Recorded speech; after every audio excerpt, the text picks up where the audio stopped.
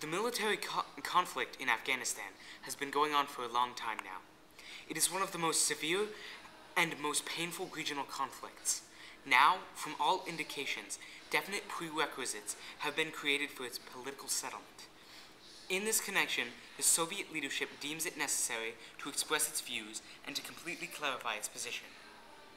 The next round of talks between Afghanistan and Pakistan, though the personal representative of the UN Secretary General will take place in Geneva in the near future, there is a significant chance that the coming round will be the final one. At present, the drafting of documents covering all aspects of a settlement has almost been completed at the Geneva talks. Among these documents are the Afghan-Pakistani agreements on non-interference in each other's own international affairs, and on the return of Afghan refugees from Pakistan, international guarantees of non-interference in the internal affairs of the Republic of Afghanistan, and a document on the interrelationship of all elements of a political settlement. There is also an accord on creating a verification mechanism. What remains to be done? A timetable for the withdrawal of Soviet troops from Afghanistan that is acceptable to all sides must be established. Yes, a timetable, since we, in accordance to the Afghan leadership, adopted a fundamental political decision on the withdrawal of Soviet troops some time ago, something that was announced at the time. Seeking to promote a rapid and successful conclusion of the Afghan-Pakistani talks in Geneva, the governments of the USSR and the Republic of Afghanistan have agreed to set a specific date for the beginning of the withdrawal of Soviet troops, May 15, 1988, and to complete their withdrawal over a period of 10 months.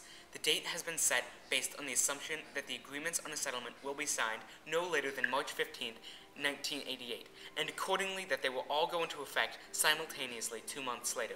If the agreements are signed before March 15th, the troop withdrawal will accordingly begin earlier.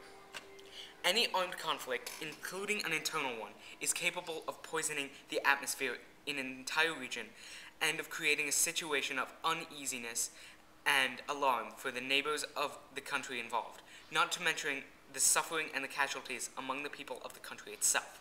That is why we are opposed to all armed conflicts. We know that the Afghan leadership holds the same position.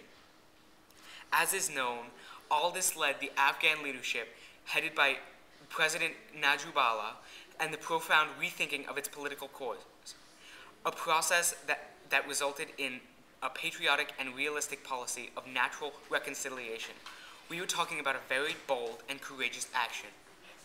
It is not merely a call to end armed clashes, but a proposal to create a coalition government and to share power with opposition, including those who are waging an armed struggle against the government, and even with those abroad directing the actions of the rebels and supplying them with weapons and combat equipment obtained from the foreign states.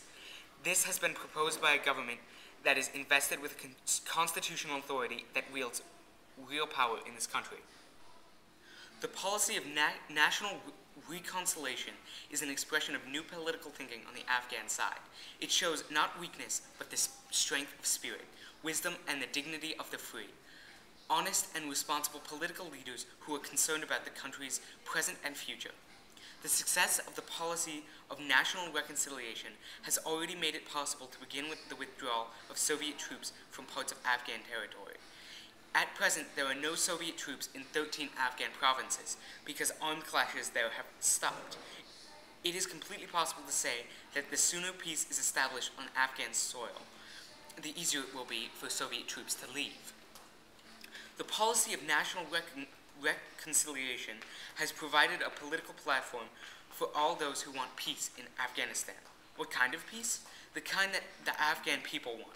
The proud, freedom-loving, and valiant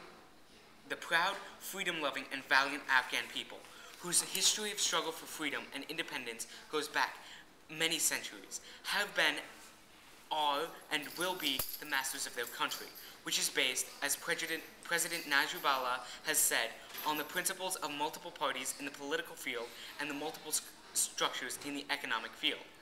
The Afghans themselves will determine the ultimate status of their country among other states. Most often, it is said that the future, peaceful Afghanistan will be independent, non-aligned, and neutral state.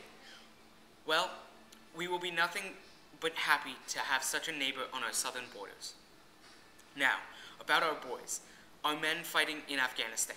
They have honestly fulfilled and are continuing to fulfill their duty, in the process showing selflessness and heroism. Our people deeply respect those who have performed their military service in Afghanistan. The state provides them with priority opportunities to obtain a good education and interesting, suitable work. The memory of those who died the death of the brave Afghanistan is sacred to us.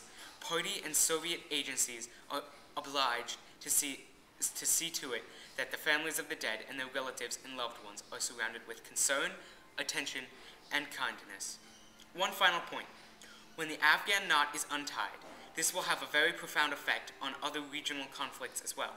If the arms race, which we are so insistently seeking to halt, and with some success, is mankind's insane rush to the abyss, then regional conflicts are bleeding wounds capable of causing spots of gangrene on the body of mankind. The earth is literally pockmarked with danger spots of this kind. Each of them means pain, not only for the peoples directly involved, but for everyone, whether in Afghanistan, in the Middle East, in connection with the Iran-Iraq war, in Southern Africa, in Kampuchea, or in Central America. Who gains from these conflicts? No one, except the arms merchants and various reactionary expansionist circles who are accustomed to taking advantage of and turning a profit on the misfortune of people.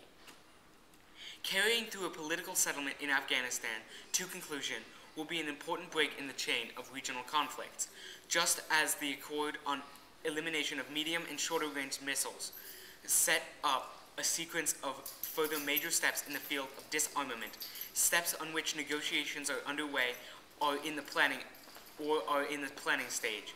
So behind a political settlement in Afghanistan looms the question, which conflict will be overcome next? Is it certain that more resolutions will follow? States and people have sufficient potential in the terms of responsibility, political will, and determination to put an end to all regional conflicts within a few years. This is something worth working for. The Soviet Union will spare no effort in this highly important cause. Mikhail Gorbachev.